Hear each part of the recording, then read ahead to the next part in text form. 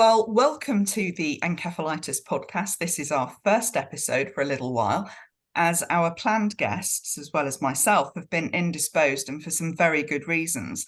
One interviewee lined up had to politely decline his invitation at short notice, as he had to fly to Peru to investigate an outbreak of Guillain-Barré syndrome. But he is going to be joining the podcast very soon, so do watch out for that. I guess this is probably an important reminder of the very important work that many of our interviewees do day to day and their need to respond to the growing global threat of conditions such as encephalitis around the world. But returning to this episode, and it's a chance for us to talk about a seismic change of direction for the Encephalitis Society, so it's very exciting. This is a change that reflects how far we've come, I think, as an organisation, as we approach our 30th birthday in 2024.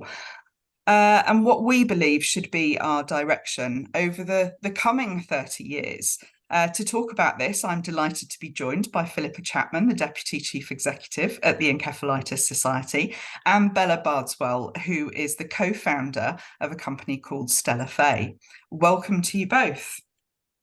Hello, thank you for having us on again. Oh, me on again, I should say. Thanks for having me on once. That's wonderful.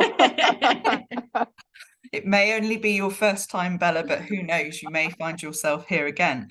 But before we get down to business and announce our very exciting news, could you both please introduce yourselves and tell us a little bit about your respective roles? And Philippa, we'll start with you.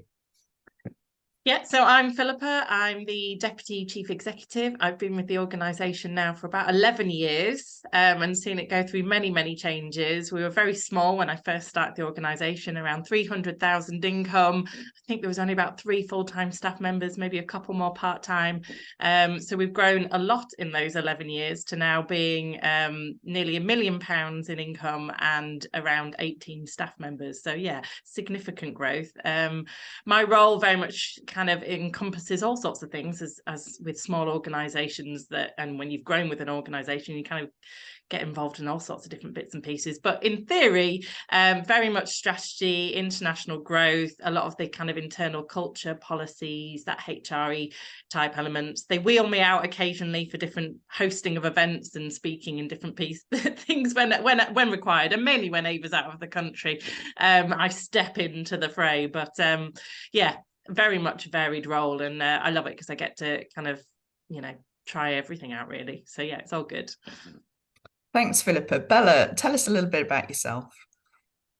Yeah, hello. So first of all, thanks so much for inviting me. It's really lovely to be here. My life at the moment is very centered around a company that I started middle of last year called Stellafai, and it's a startup mainly based around tech that is really focused on trying to help teams succeed through the use of goals. And we use a blend of technology and human coaching to help them get there. And the reason I think I've been developing a stronger and stronger bond within encephalitis, and I think we're probably going to get into this a bit later, but I've been doing a little bit of work with the Encephalitis Society around what your goals are, sort of strategically in the longer term, like multi-year, but also how you can get to there faster by thinking a little bit in the shorter term. So lovely to be here. Thank you. Thanks, Bella and Philippa.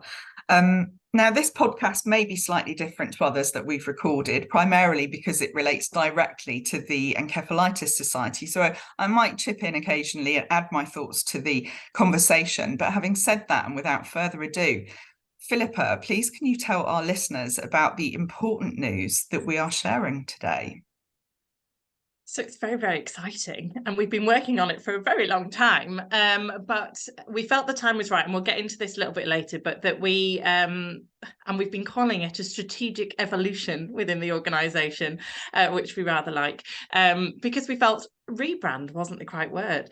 So we are rebranding, strategically evolving. Our vision has changed, our mission has evolved, our objectives in terms of what we want to achieve as an organisation has been honed and refocused, and really, really excitingly, we've got a new name. Shall we launch into that now? Or, so our new vision is going to be a world without death and disability from encephalitis, which I hope you all agree is rather exciting and absolutely what we want to see in the world. Our mission is rebuilding futures around the world by saving lives, accelerating awareness and driving research. And our new name is going to be Encephalitis International. We've had a different name in the past. When this organisation started 30 years ago, we were the Encephalitis Support Group. It's still our operating name here in the UK. We changed that a fair few years ago to the Encephalitis Society because at that time that felt like the right move. And now at this time, we definitely feel that Encephalitis International is absolutely the right choice and the right move for our organisation. So yeah. I think that's super exciting news. I mean, obviously, I do, lead an organisation, but Encephalitis International or Encephalitis International, depending on where you are in the world. I've just come back from Canada for 2 weeks, so I'm now trying to get back into saying encephalitis, say encephalitis all the time.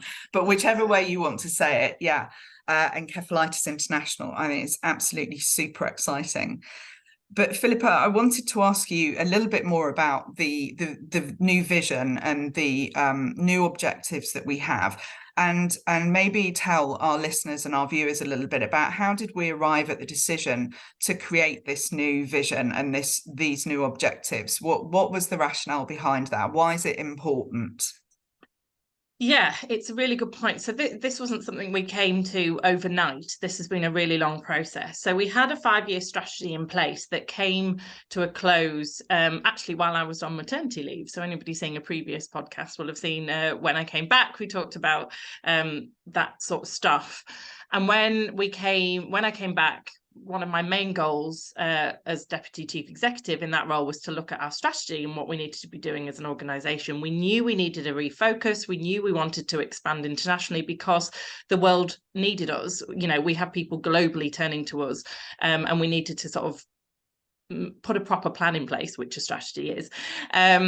So it's been about an 18-month process, this, in terms of gathering information from our stakeholders. We had an amazing session, which I know Bella's going to talk about, that Bella facilitated with our board of trustees, who very much lead this organisation in this, help us with our strategic direction and what we need to be doing. We had a great session with that. And then it all kind of fell out of there, really, talking to different stakeholders.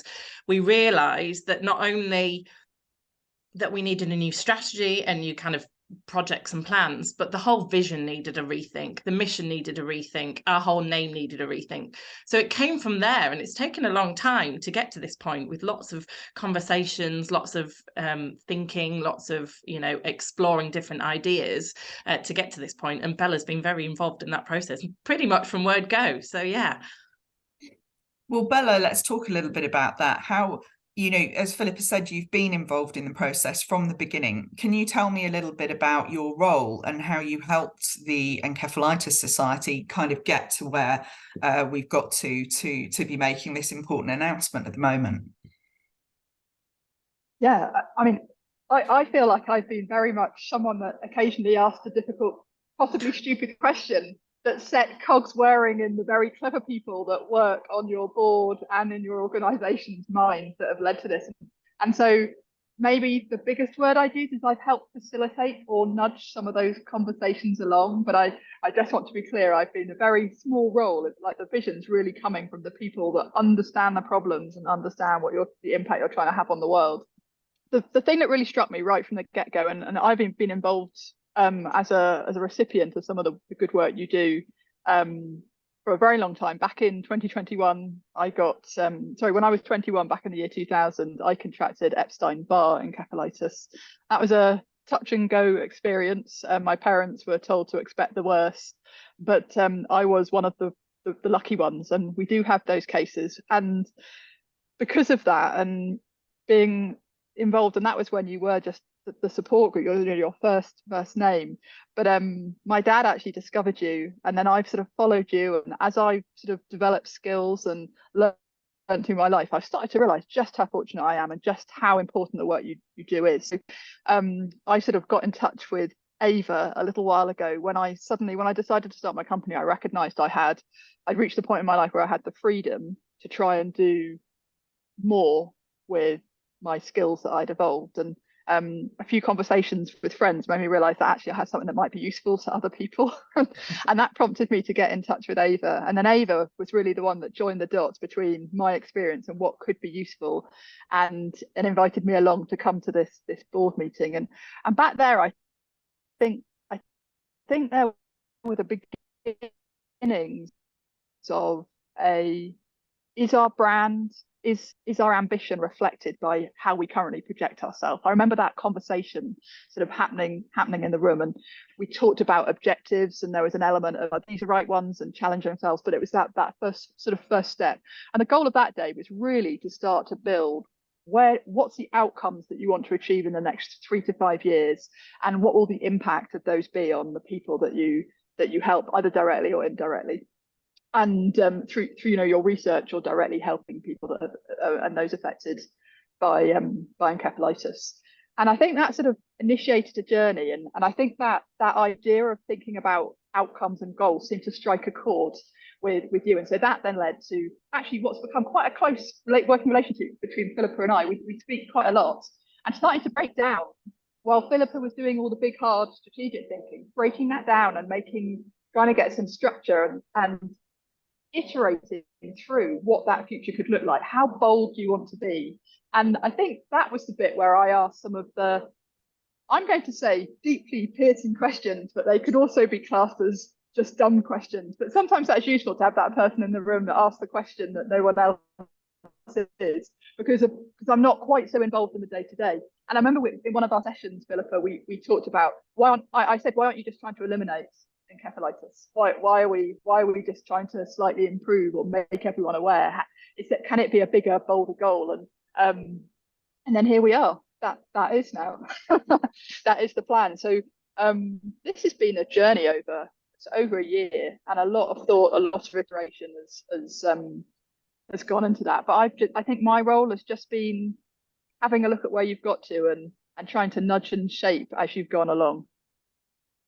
I think it's such an important role to have somebody, who does facilitate a process like this, who's external to the organisation. But we were doubly lucky with you because you also had a vested interest in our organisation, and you understood from a personal point of view the impact that we can have. So I think we were particularly lucky. But I think sometimes when you're but as Philippa said, Philippa's been with the organisation 11 years. I've been with us a lot longer. I think when you're living, eating, working, breathing it, all of those things, you can just be simply too much in it to be able to ask some of what you described, Bella, as the dumb questions. But I don't think they're the dumb questions. I think we need to go back to basics when you start to want to do a project as big as this one that we've been through over the last 18 months. Philippa, I'll turn to you. I'll ask you both this question, but what can you tell us about the new medium to long-term strategic objectives for Encephalitis International? What are they? Well, it's a really good question. And again, they've taken, a while to come to, in terms of, Bella and I sat in London in a little space with so many sticky notes, just trying to unravel what we do and what's important from all of the conversations I'd had with the various different kind of stakeholders to really understand what is it that we're trying to achieve.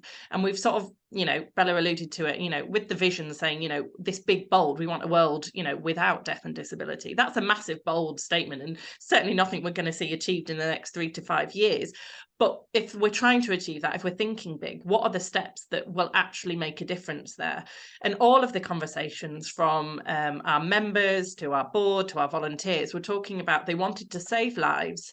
And the best way to do that was because health professionals still don't fully understand encephalitis. Either they haven't got enough education in it, they haven't got the right resources in place. So it became very much focused on, that is our core way of saving lives. That's if we can get health professionals, the people that are diagnosing, treating, all of that, fully informed and up to date on encephalitis, we're going to see massive changes in the world.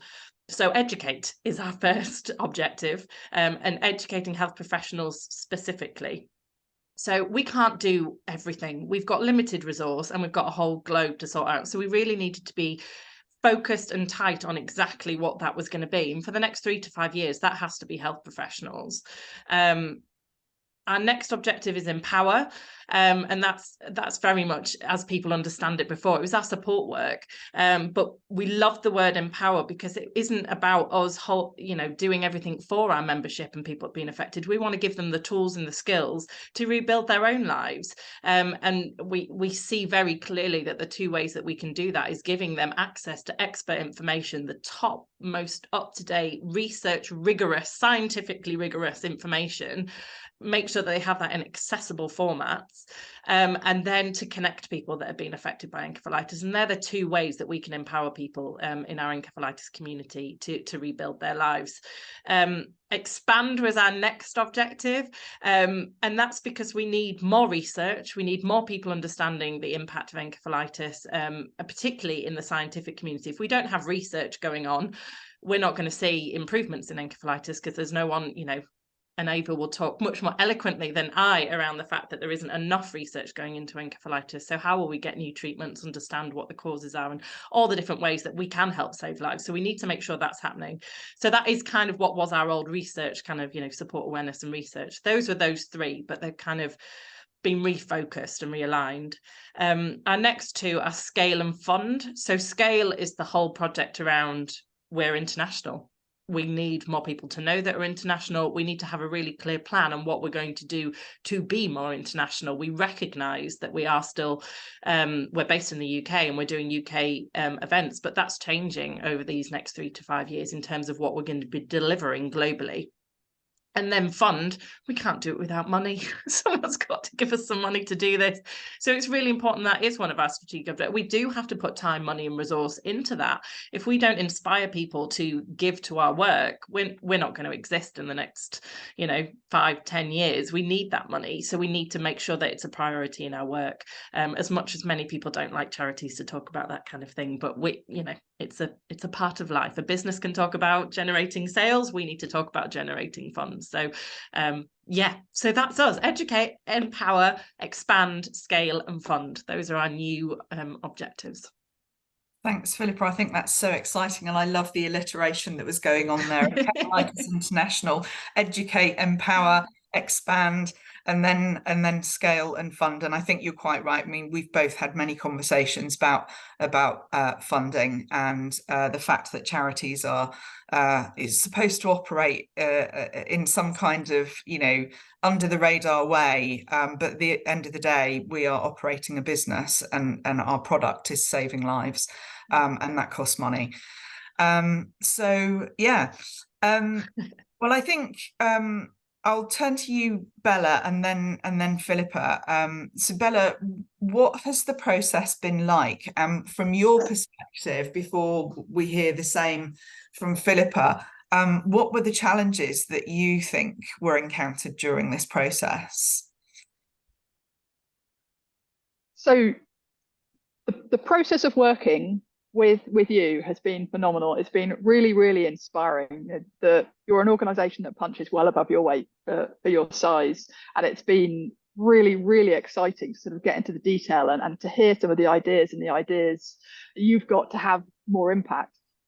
With that comes a challenge. You've got a team of bright, motivated people, this incredibly inspiring vision. How do you choose what you do? And then how do you choose what you don't do to make sure that you narrow that focus and really have the impact that you want to in the time you want to? And I think that's been one of the most challenging elements of this process, is starting to go make those calls, challenging more for Philippa than and I think the rest of you than me. But I was the one saying you've got to narrow it down, you've got to limit and make some priority calls. But actually, I think that's going to have a huge impact in terms of how you then go about the next few years and what you achieve. The other thing that's been really interesting about this process is how bold it's still possible to be, even when you've got these really, really like saving lives. I mean, it doesn't get more serious than that. But there's actually loads and loads of options to go in there and go, how can we, okay, so this is what we do at the moment. How can we push further? How can we stretch further and achieve something bigger than what we've done today? We don't want to just keep doing what we're doing. We want to double, triple the impact we're having. And that's been a really, really interesting process, and working through what goals you're going to set, but the measures, where you're going to get to. And that's been a really key part of what Philippa and I have done. It's not just about setting, these are the lofty things we're going to do in 3 to 5 years. Look at our pretty strategy paper, everyone. This is serious. Now you've got to go and deliver on that. And so a way of knowing, are you on track? Are you making progress? Is to use measures and to regularly go in. And actually yesterday, there was a real flurry of updates from one of your team on all the progress you're already making on those key results that tell you whether you're getting to your outcomes. And that's brilliant. That's a way in which you know, are we on track? Are we ahead of track, or are we behind? What do we need to change to make sure we get where we're going? So that's been a really, really amazing process, going through and just figuring out how to make it really hard to reach them and making sure it's measurable. And then the last thing that's been really, really lovely about working with encephalitis, and this is a bit of a silly one, but people are always late to meetings in the world, but you are always early, I've noticed.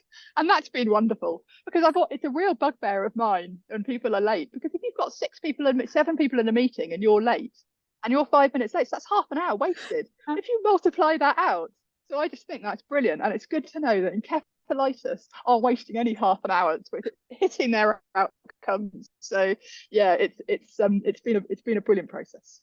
Oh, Bella, thank you. That last thing makes my heart sing. They have a chief executive that can't stand people being late to meetings. So Philippa has developed this policy among all of the staff that everybody has to be there 5 minutes before. Otherwise, they get grumpy faced here. I see. But I agree with you. Why are people late to meetings? It's not, I'm afraid I'm old school. No, I totally agree with this you. is where Philippa throws in neurodiversity and just say, some people have, it's difficulty with time management. That's why we have the 5-minute rule, so people can, anyway. Anyway, I'm delighted to know that they're not being late for meetings, and not just the ones that I'm at. So happy days. But you said some great stuff there around the word bold has been mentioned several times during the podcast, and I think that's a really important word. And I think bold is certainly one of the things that the Encephalitis Society, or now Encephalitis International, always has been. I think we do take risks, but I think the other thing that resonated for me was what do you drop when you're doing things like this? And I think it's very difficult for a passionate organisation to be bold enough to actually decide what you're going to drop. And I'll preempt Philippa. I'm going to ask Philippa in a minute what the challenges were from her perspective, but it doesn't help them sometimes that they have a rogue chief executive that just gets random ideas sometimes and decides to forge ahead with them. So she's always very stern with me, and there's been more stern since we have this new structure in place, where I'm having to justify whether what I'm suggesting comes under educate, empower, expand, scale, or fund. So I'm having to be ever more elaborate in my brain as how I think my work here is done. She's got it. Right, 100%. But Philippa, from you, before we move on to the next questions, what were the challenges from your perspective? Because I think you'll come from a very different perspective to that of Bella. Yeah, I think with a big project like this, there's always, it's hard to take yourself out, and thankfully we had Bella to help us do that, but take yourself out and look at that bigger picture. I've worked here for 11 years. There's some projects that we're putting on hold because they don't meet these new objectives that I'm passionate about and love, and I know you feel the same way about some of the things that we're having to be bold enough to stop doing. And it's not that we don't think there was good work there, it's just that we need to refocus our energies on that really important stuff. So that's always a challenge. I think bringing the team along on this journey is always not a challenge because they're motivated and super passionate passionate people, but it's a whole change of the way that we're thinking. The key results, the kind of objectives and the key, those measurements that Bella was mentioning, they're very different. We're looking at some very kind of different ways of measuring our work. We're not getting kind of stuck in the detail. We're looking at that overarching, is this genuinely moving the needle towards a world without encephalitis, in essence? And so that's really important, and that's been a whole change of culture, and we're using it as a tool as well throughout the organization. So OKRs that we talk about, kind of the jargon of OKRs, it's not just, it's forming our kind of working culture. So it's how we not performance manage, because that makes it sound very brutal, but it's how we know what we're going to achieve each year on an individual level as well as an organizational level. So that's been a whole change and a process, and kind of understanding how we're going to do that. We've certainly wanted to make sure that we're getting the language right, and that it is inclusive, that we are recognizing our deficits in diversity and inclusion and all of those different things. We're talking about being international. Well, the world doesn't speak English. The world doesn't have the same cultural norms that we maybe as a staff team have, and all of those things we recognize there's lots of work to do in there. And to be honest, this has been great, because it's helped power a lot of our other kind of strategy, internal kind of thinkings in where we need to improve and understand and do more. So yeah, there have definitely been some of the challenges in this, and just kind of, it's a whole overhaul of an organization, and even getting used to I was doing some filming the other day, sort of preemptive, that's going to come post our launch of the rebrand, and could I get the name right? I kept saying the Encephalitis International, and it was just, so even just on a kind of really simple level, just getting used to saying it. We're used to saying the ES in wording, and now it's going to be EI, and it's just little things like that have also become a bit of a challenge. But we're all really excited. We've already been planning new merch and all sorts of different things, and so it's exciting alongside being little challenges here and there. Well, for our listeners and our audience, Philippa, you used an acronym there, an OKR. Do you just want to tell us what an OKR is, just so that people understand? Well, I think Bella's better answering this, but it's objective and key results. So this is basic. So Bella's amazing company, Stellafai, has this system that we are utilising that basically helps us monitor our objectives and key results. So those kind of those 1 to 5-year objectives, they expand, empower, and educate. They've then got subsection objectives that are on a kind of more annual basis, that then have key results related to them. So that's us making sure that we're accountable for what we're doing, that we're making sure that it is focused on actually achieving that goal. So when we say we're going to educate health professionals, well, how exactly are we going to do that? And it's all of those things that I won't bore people to death with the the inner workings of this strategy, but yeah, in essence, that's the stuff that we're getting. OKRs is now our new lingo all the time. Thanks, Philippa. I think you mentioned a really important concept in what you were talking about there, and that's the concept of change. And I think the human condition is naturally averse to change, in my experience. So I think it's really important when you change things, that you explain to people why. And it never ceases to surprise me how in the world so many decisions are made, but people don't tell you why, and it's such a critical thing. And I think that's why this podcast is so important. It's part of our communications to people as to why we're doing what we're doing and why we've made the decisions that we've made. But Philly, I'm going to stick with you for a couple of questions before we go back to Bella. Was Encephalitis International the only choice? Yes. So this is Ava's brainwave in terms of everything just. So Ava, the feedback Ava was getting, I'm speaking for you, Ava, was very much, Ava travels a lot internationally, builds networks with lots of different researchers, medical communities and members throughout the globe. And the feedback we were getting was that, well, you're in the UK, you just serve, it's Encephalitis UK, it's what you do. And we were kind of like, no, it's only us pretty much. And the world, we service the world in essence. So she during this process, she suddenly sent me an email. I think in the middle of the night, he sent me an email just going, "I think we need to be Encephalitis International." And it's like, yes, it was for me. It was like I thought about it for 5 minutes. I went, whoa, I hadn't thought about a name change. I was just busy focused in on a vision and the objectives, and then was like, oh, it makes perfect sense. It's absolutely the right next step. And then from then on, you know, once we were bought in, it was kind of like, well, let's talk to everyone else about it and see what they think. And we started drafting up. We worked with a great company called Lazenby Brown that helped us kind of re-look at what that logo should look like and everything like that. So we've done a whole branding exercise alongside the objectives and stuff. So what are our new colors? What does the logo look like? And that took a while, because we were really respectful of who we were before, and the kind of power that has for a lot of our members. And, you know, they associate with our logo, with our name and all of those kind of things. So we wanted to make sure that we did it in a really respectful way, so that we were still encompassing what we're trying to achieve with our brand and logo, but kind of taking us to that next step in terms of that international global presence. So it's been really good fun, quite frankly, and we've had lots of great feedback. And oh my goodness, the staff voting on the logos was great fun. It was like the X Factor, people voting, and so we've had some good fun with it as well. Well, you've segued us into, I think, probably what was going to be my very next question. We have this new logo. I'm told we've got this amazing new website coming. So it's all go at Encephalitis International. So tell us a little bit more, Philippa, about what's happening over the next few weeks.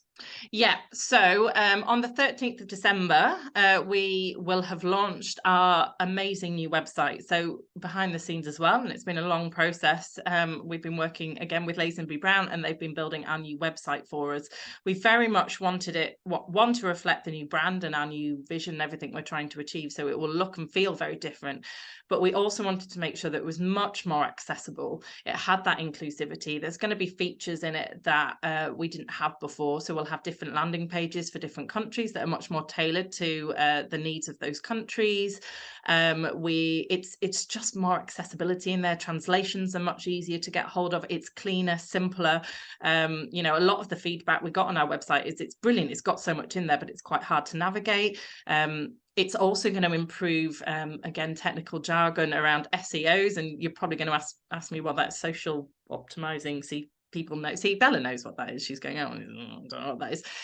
I just say SEO, but basically mean that people can find us more. We're struggling, there's a lot of noise out there on the internet and this, that, and the other, and people aren't necessarily finding us, and it's always hard for any organization to get their brand profile up. So the new website will help us with all that. So more people that have been affected can find us more easily. So all of those things, it's just going to help us do better, basically. It integrates with our databases better. Our appeals can be run through there. Just generally, it's just a bit more whizzy and a bit more exciting. Yeah. And what does our new logo look like? Well, I'm hoping Andy, who is our amazing comms manager that kind of edits our podcast, is going to do a whizzy thing where it's going to pop up on the screen or something like that, because he's very good at his edit tools, very creative. So it's still a brain, because people still don't know that encephalitis is a brain-related condition. So it's a brain, but it's got the three parts, which we felt in the 3 different colours that represent basically educate, empower and expand, which are core meaning for, reason for being, basically. So and then with our new name, and it just looks very clean and fresh, with colours that kind of reflect our work. So yeah, very exciting indeed.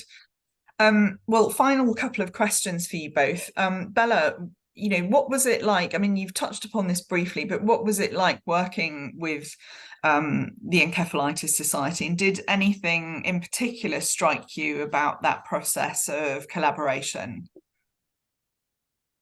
The thing that's really, really stood out the most to me through this whole process is just the breadth of what you do.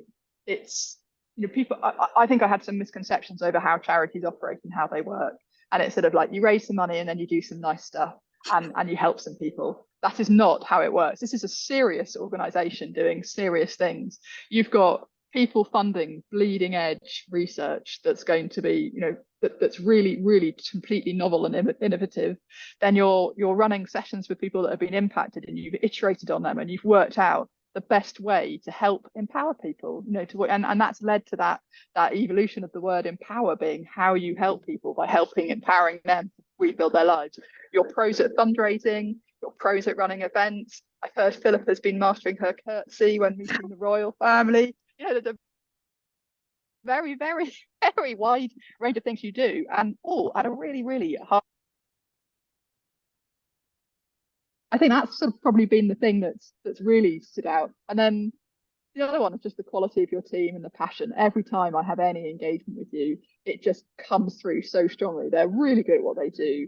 They're super smart and they care so much about it. And sometimes in my line of work, that is not the case. So it's really, really inspiring and refreshing. And I think that's wonderful. And then of course there's this ambition to do better. No one's resting on any laurels. What you achieve and have achieved is phenomenal, but there's this drive to go further and to do more, because that problem is still huge and we're some way off solving it, and there's that sort of fire in all of you to fix that. So those are probably the things that I'd pull out. Oh, thank you, Bella. It makes I know I'd speak on behalf of Philippa, but makes us both, super proud and very humbled. I'm very privileged to do what we do, and I'm very proud that Philippa's helped me, build this incredible team. And taken on while I've been off jaunting around the world trying to fix some of the stuff and coming back and feeding back really into what some of the issues are. Philly's really taken the lead on the creation of this new and rather monumental change for the society. But back to you, Philly, last question to you. This is an exciting end to the year, to the end of 2023, and comes ahead of our 30th anniversary in 2024, which I mentioned earlier. What can you say about any plans that we might have to commemorate this rather epic milestone? Yeah, all exciting stuff. I think just to put into context as well, the work that's coming up in this next, we've talked about the World Health Organization that very much came, work we're doing that is incredible, and it's on an international scale, and we will see different ways through our work with that we will help save lives across the globe, and we're going to see that in the next 30 years hopefully all come into fruition.